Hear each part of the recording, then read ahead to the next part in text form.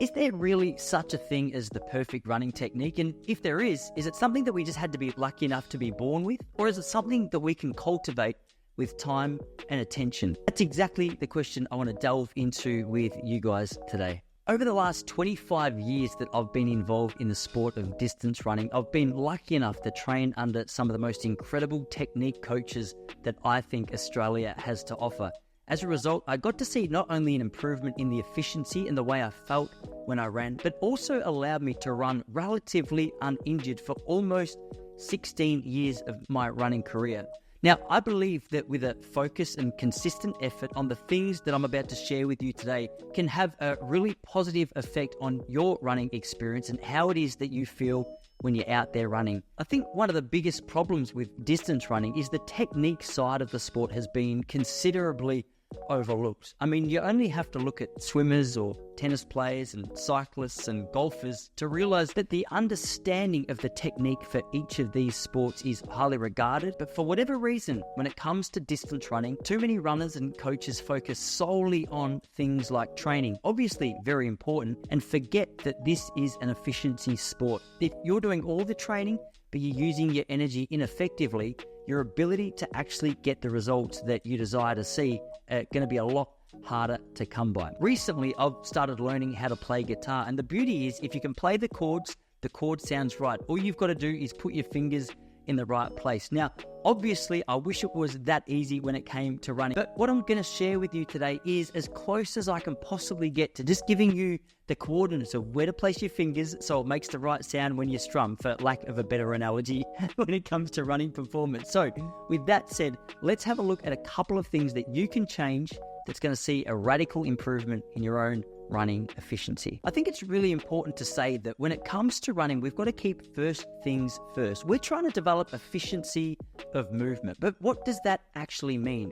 Well, when we say efficiency of movement, we're trying to eliminate points of tension that are unnecessary. We're trying to develop rhythm and maximize how our energy is used. The thing that I think gets a little bit complex is these things that I've just mentioned vary quite a bit based on a number of factors like fatigue and pace, stress, and obviously individual habits and physiology.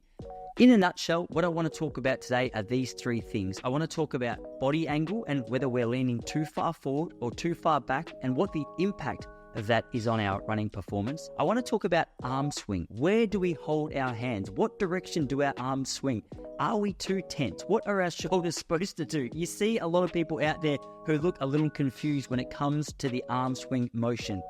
Finally, I want to help you navigate head position and how it is that having your head in the right position can both eliminate tension and also help you feel better when you're out there running. If you can identify when these areas are going wrong, you're going to be more equipped to make the practical changes in order to see the improvements you desire. All right, so how do we use these tools to cultivate a perfect running posture? Let's start with the angle of our head. Now, in a nutshell, you want to keep your head aligned with your spine. You want to look forward naturally, and your gaze should be around about on the horizon.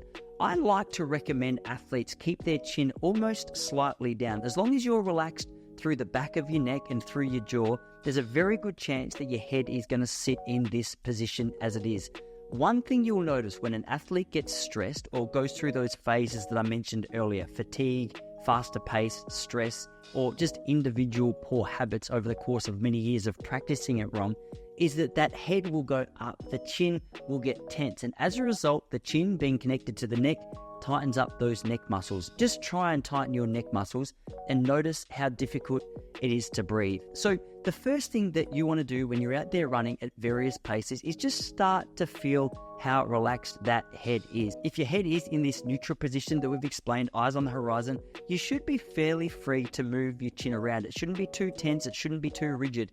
If you're having trouble moving your chin around and your neck feels tight, there's a very good chance that you want to make an adjustment here. A nice little cue that you can focus on to give you a better chance of succeeding at this is just to imagine that there's a string pulling you up from the top of your head to avoid slouching. A lot of the time when we get tired, we'll hunch over, our chin will come down.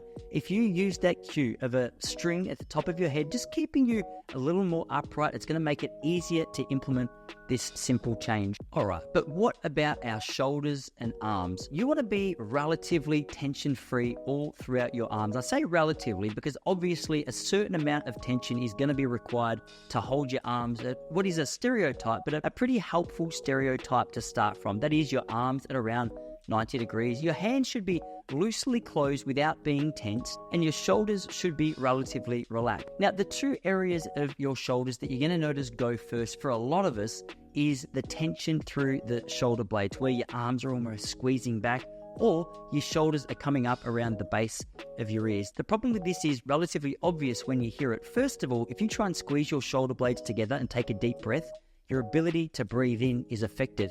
More than that, a natural arm swing or a lever which is generated through that backswing is almost eliminated. And rather than a nice, loose and free technique, you're actually going to start swaying from side to side. Keep in mind, it's an energy and efficiency sport. So if you're swaying from side to side, your ability to use your energy effectively is greatly diminished. And the final thing you want to focus on is your body angle. What angle should your body be on when you run? A good thing to remember is you want to keep a slight forward lean. Now, when I say a slight forward lean, what I mean is aim for a small natural forward lean that starts from your ankles, not your waist. It helps you engage gravity and propel you forward, which reduces the strain on your back and hips and also generates momentum. We say running's an efficiency sport, it's also a momentum sport. So if you can generate that forward momentum through a slight forward lean, your ability to move from one step to the next without putting on the brakes, so to speak, is going to be greatly encouraged. A general rule is you want to avoid leaning too far forward or too far back. An excessive forward lean puts strain on your lower back and also diminishes the height and length of your knee lift,